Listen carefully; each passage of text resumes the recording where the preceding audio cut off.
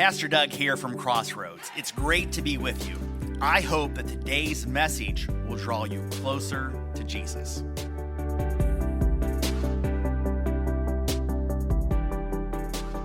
Well, good morning, Crossroads. Hope you're having a great weekend. Good to be with you today. Want to start off with an all-skate question. How many of you, raise your hand, how many of you enjoy spending time with people who complain?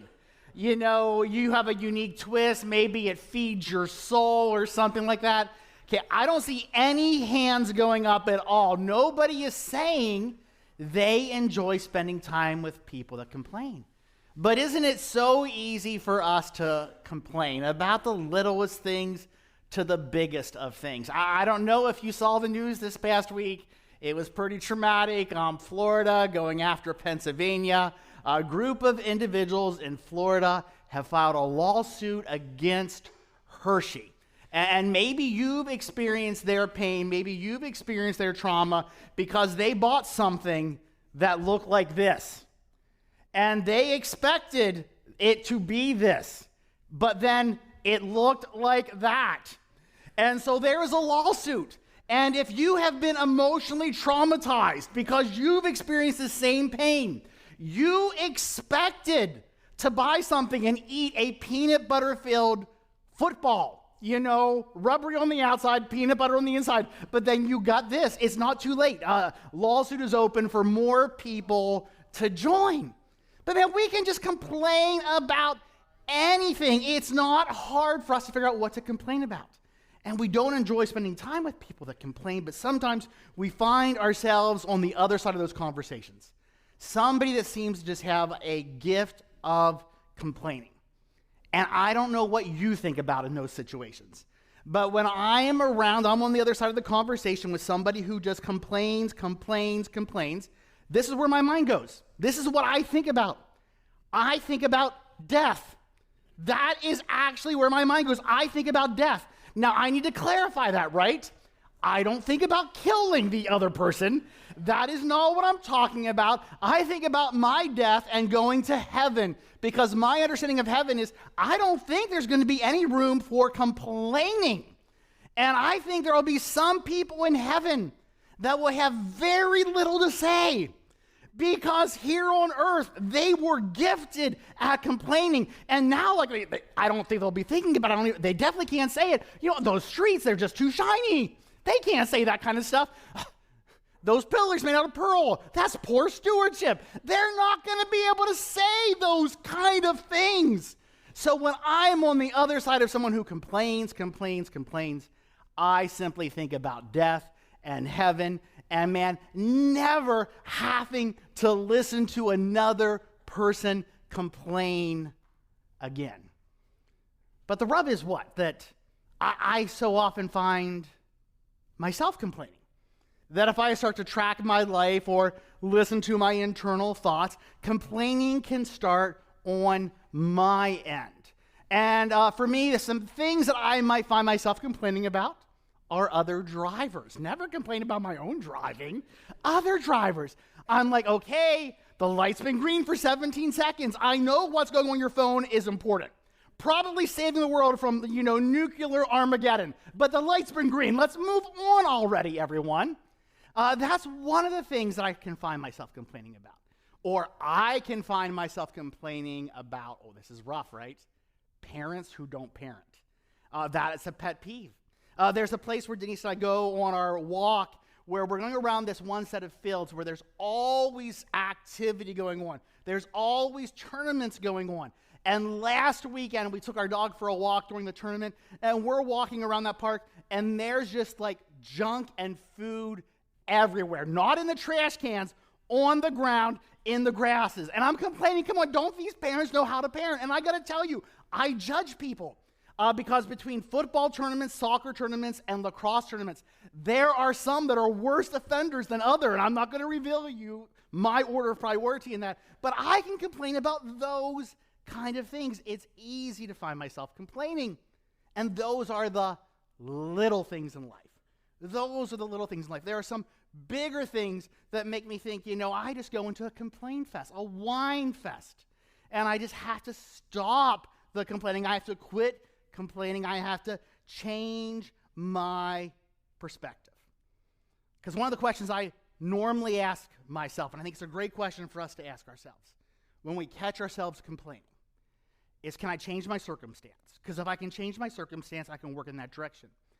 But if I can't change my circumstance, can I change my perspective? Can you change your perspective? It's a great question to ask. I remind myself of Jesus' words. When I catch myself complaining, I remind myself of what Jesus had to say. He says this in Luke chapter 6. He says, what you say flows from what is in your heart. In other words, the tongue, our words reveal our heart. And when I encounter someone and they just have that snide remark or that harsh comment, I right away think, I see your heart. I see your heart. I know what's going on. But when I catch myself complaining, I don't say, oh, Doug, you're revealing your heart. Doug, you're lacking gratitude. It's harder to catch ourselves doing things than it is to catch other people. But when we're complaining, it's hard to have an attitude of gratitude. Like this quote from Philip Keller, he says, human beings, being what they are, somehow feel entitled to question the reasons for everything that happens to them. In many instances, life itself becomes a continual criticism and dissection of one's circumstances and acquaintances. We look for someone or something on which to pin the blame for our misfortunes. We are often quick to forget our blessings and slow to forget our misfortunes. Sometimes we feel like, you know what? We just have a God-given right to complain. That we can go on and on, we can complain, and there's no consequence, there's no impact on our lives. Now, last week, as we were talking about great things to quit, we talked about quit making excuses. And our case study was Moses. And, he had to quit making excuses to lean into all that God was asking him to do, to experience the life that God had called him to live. But we said, if Moses had just continued to make excuses, continued to say no to God, he would have missed so much.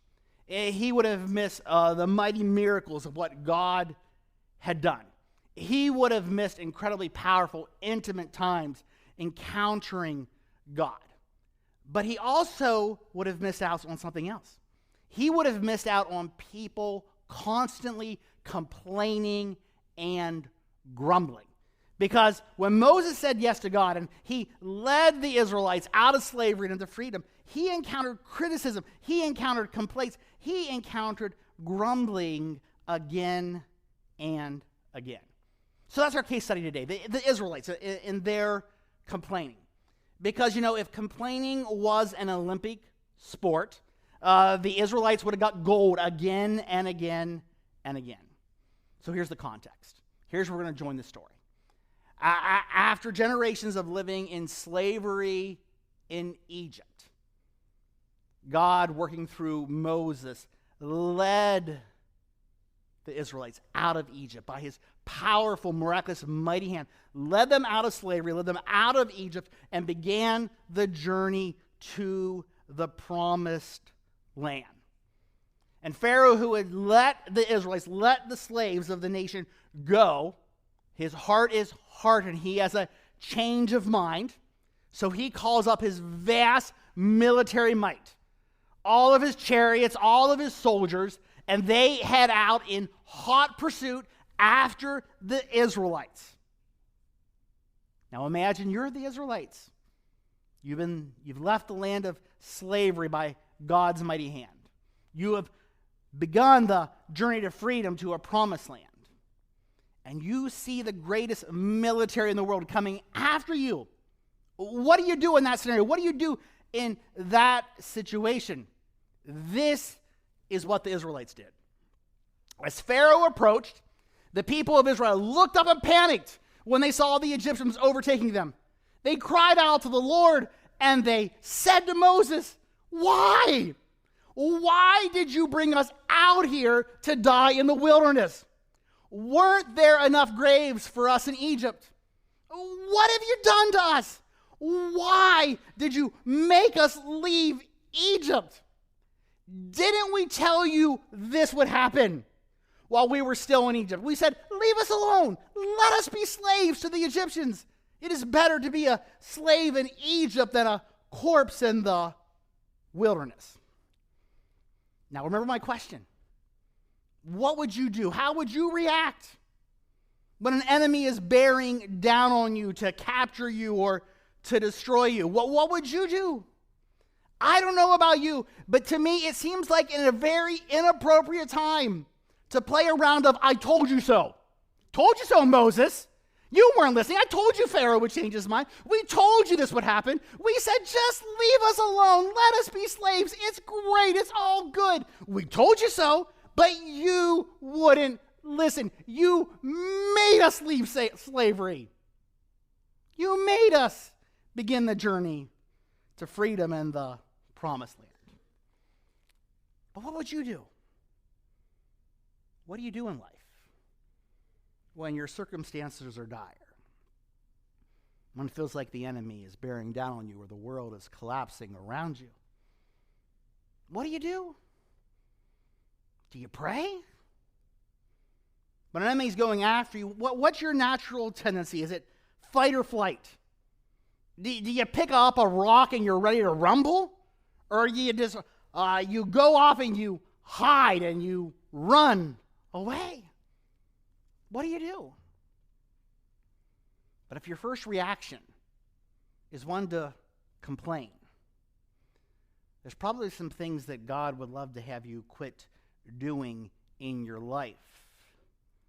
In the words of Michael Jackson, I'm staring at the man in the mirror and I'm asking him to change his ways. There's some change that needs to happen. I need to quit the constant complaining. Now, if you're not familiar with this story, God miraculously provides once again.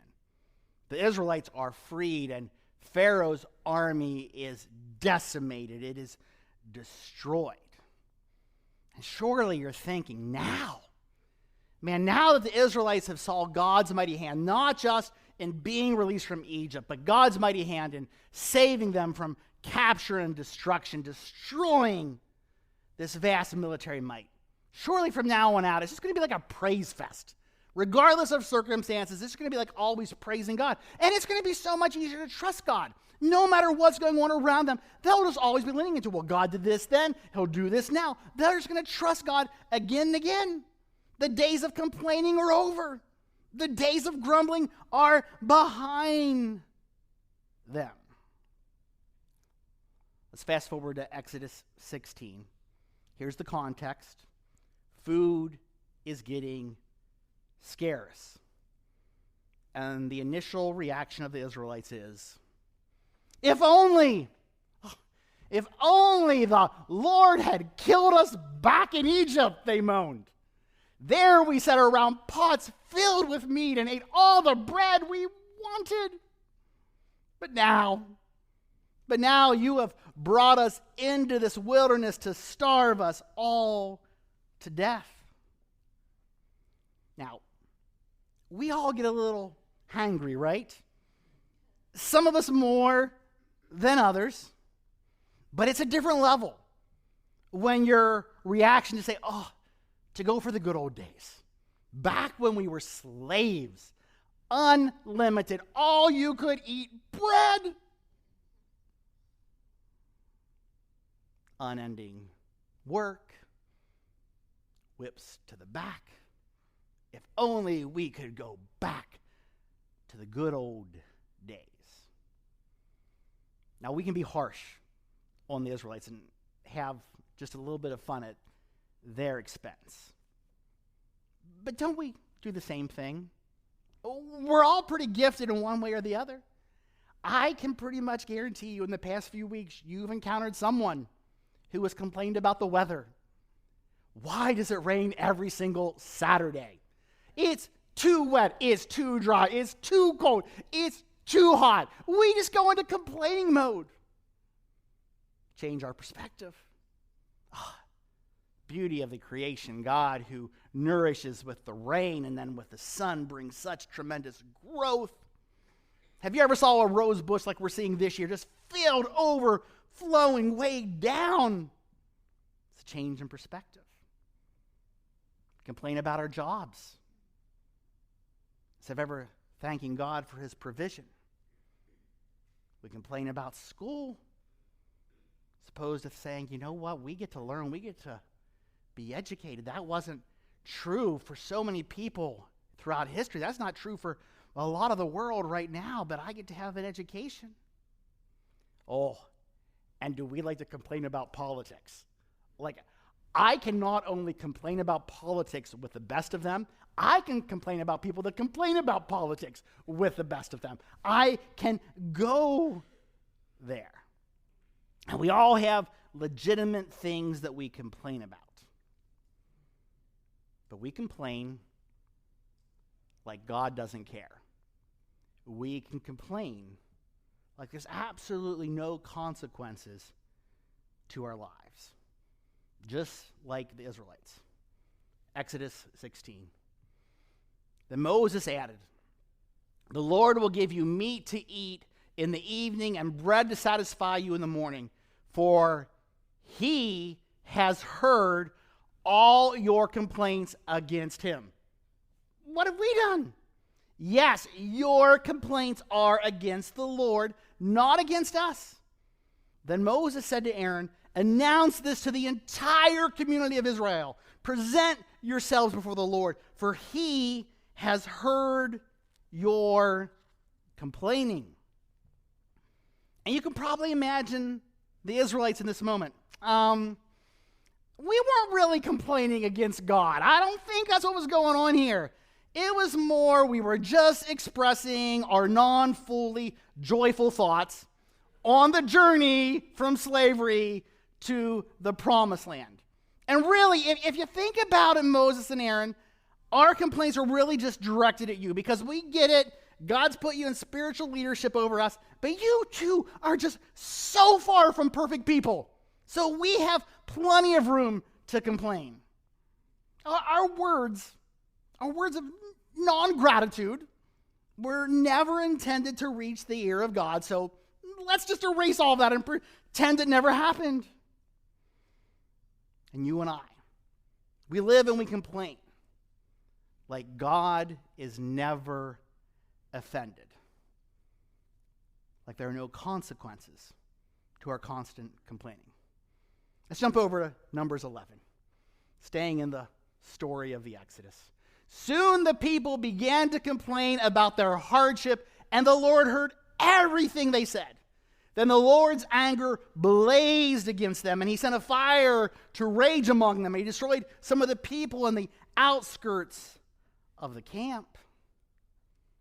And so often complaining has consequences.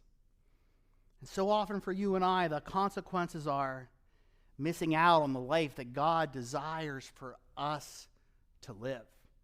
We miss out on life in the fullest, and we end up taking what we find that we can be thankful for, but mostly we give up on all the things that we naturally want to complain about.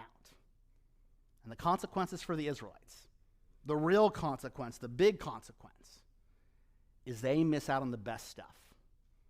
They miss out on God's plan, God's desire, God's dream for their life. Look at it from Numbers 14. Then the Lord said to Moses and Aaron, "How long? Come on. How long must I put up with this wicked community and its complaints about me? Yes, I have heard the complaints the Israelites are making against me. Now tell them this, as surely as I live, declares the Lord, I will do to you the very things I heard you say. You will all drop dead in the wilderness because you complained against me. Every one of you who's 20 years old or older and was included in the registration will die. You will not enter and occupy the land I swore to give you." The consequences? You left slavery. You're free people. But you're never going to experience the best. You're never going to experience the life I had so desired, I had so wanted, I had so planned for you. You're never going to make it to the promised land. That's going to have to wait for the next generation. Your complaints have had consequences. Your lack of gratitude has had consequences. You're still going to be free people. I'm still going to provide for you. You're still going to see my mighty hand. But you've missed out on the best stuff because you were always focused on yourself and not on me. And right now, if you're like me, you might be thinking, I'm hopefully this is just like an old covenant thing. Hopefully this only applied to the Israelites. This isn't a new covenant thing, is it? This doesn't apply to having life in Jesus. Paul would disagree. In Philippians 2, Paul tells us, do everything without complaining and arguing so that no one can criticize you. Paul's instructions mirror Jesus' words. Your heart's on full display by your words. The tongue reveals the heart. You want to guard your reputation. You want to make sure that your testimony is not hindered.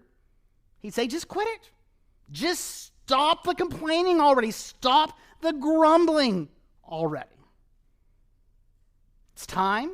If you can't change your circumstance, because if you can change your circumstance, do it. If you're complaining about your job, start applying elsewhere, interviewing elsewhere. Try to change your circumstance. But if you're like, Doug, I'm always complaining about my spouse, or I'm always complaining about my kids, or I'm always complaining about my parents, should I trade them out for a new model? No, that's not what I'm saying. You can't change your circumstance, but you can change your perspective. You can change the way you look at life, the life that God has given you, that he has blessed you with. Think about Paul when he writes these words. So often when Paul writes words, where's Paul at? Prison, right? Paul's so often in prison. Paul is literally chained to his circumstances, right? Chained to a Roman guard, put in a hole in the ground. He is chained to his circumstances. And it would be so easy. It would be so easy for Paul to say, come on, God, this isn't fair. I've been serving you and I've done so much for you and I just want to tell people about you. And there's just been hardship and pain after hardship and pain. This isn't fair. This isn't right. God, you have to change it. God, you have to do something about this. But that's not Paul's perspective. A little bit later in Philippians 2, he says, But I will rejoice even if I lose my life. But I will rejoice even if I lose my life. Pouring it out like a liquid offering to God, just like your faithful service is an offering to God. And I want all of you to share that joy. Yes, you should rejoice, and I will share your joy. The picture that Paul is painting for us here, the words that Paul is using, there's a Greek word, spendo, and it's all about that liquid offering. And it's all about taking the best wine, the best alcohol, or taking the best of the olive oil. And a priest would have an animal on the altar to sacrifice, and they would take that best liquid, and they would pour it over the animal, and the flames would come up and engulf and consume and take it all. And Paul says that's likely me. I've spent so much time in prison that things are not looking good. That is likely me. But man, even in knowing that I'm in chains, even knowing that my life might be coming to an end for the cause of Christ, I can rejoice. Paul had a different perspective, didn't he? Couldn't change his circumstances, but what a perspective. See, Paul got this. This is where my mind goes. Paul got this. History. History is his story. History is God's story. History is not my story. History is his story. Humankind, we're a part of the story, but we're not center stage. We're not the end-all, be-all. But so often, don't we put the focus on us? We look at us and we live everything from our circumstance, our perspective, and we forget to put the focus on God, and we lose clarity of what life is all about. Haven't we always done this? From the time of Adam and Eve. Well, why shouldn't I have the same knowledge as God? Well, why should I put my trust and confidence in God? Churches mess us up again and again, making ourselves the center. Go back to the 1400s, to the 1600s, and you had people like Galileo and other scientists who were saying, you know what? The earth isn't the center. Everything doesn't revolve around the earth, but the earth revolves around the sun. And the church would label people heretics and excommunicate them, or worse, because we're so used to thinking that we're at the center. I like to think if I was preaching back in the 14 or 1600s and I found out this new evidence that everything doesn't revolve around the earth, but the earth revolves around the sun, I'd be preaching the earth revolves around the sun like you and I, our lives should revolve around the sun, S-O-N. Right? We're not at the center of the story. It's not our story. The focus isn't on us. The focus is on God, his might, his majesty, his powerfulness. If you look at the images whenever the Hubble Space Telescope first went out, seeing formations and galaxies that we could never see before. And now, if you get on a spaceship and you head 1,000,000 miles out in the right direction, go past the moon, you'll encounter the Webb Space Telescope. And we're seeing things that we've never saw before. It is the Creator in work. It is an expansion of what he continues to do. But we can't see those things when we're caught up in the noise and the light of earth. We need to get ourselves out and removed. And the same is true for you and I. If we want to get the right perspective, we can't be focused. We can't be like navel-gazing about all the things that are wrong in our life or wrong in our world. We can't get caught up in a cycle of constant complaining. We need to quiet the noise. We need to get away from all the things that draw us in by this world and just refocus and put our priority on God and bring him into the center of the story, realizing it is his story that we get the privilege of being a part of, but it is his story. It's a change in perspective. And I get it. If your go-to is a nature of complaining, it's not easy to change. But here's a few tips on how to overcome complaining. First of all, is just become aware of how much you are complaining by keeping a track of it. Just as you're saying words, as you're thinking thoughts, is that a complaint? Or is this what I speak all so often? Am I by nature complaining? Just track it, journal it, see how much you do or do not complain. And then intentionally say positive words. Focus on those words of gratitude. Focus on the positive. See what all you can take and turn into a positive situation. And then here's the third one. This is tough for some of us. Distance yourself from people who constantly complain. Your peers have a great impact on you. We get that. We know that for our kids when they're 5 years old, when they're 15 years old. We forget how true this is when we're 45 years old or 75 years old. You surround yourself with people that are just constantly complaining, you know what you most likely are going to end up doing yourself. You're going to be drawn down, not drawn up. And then simply seek God's help.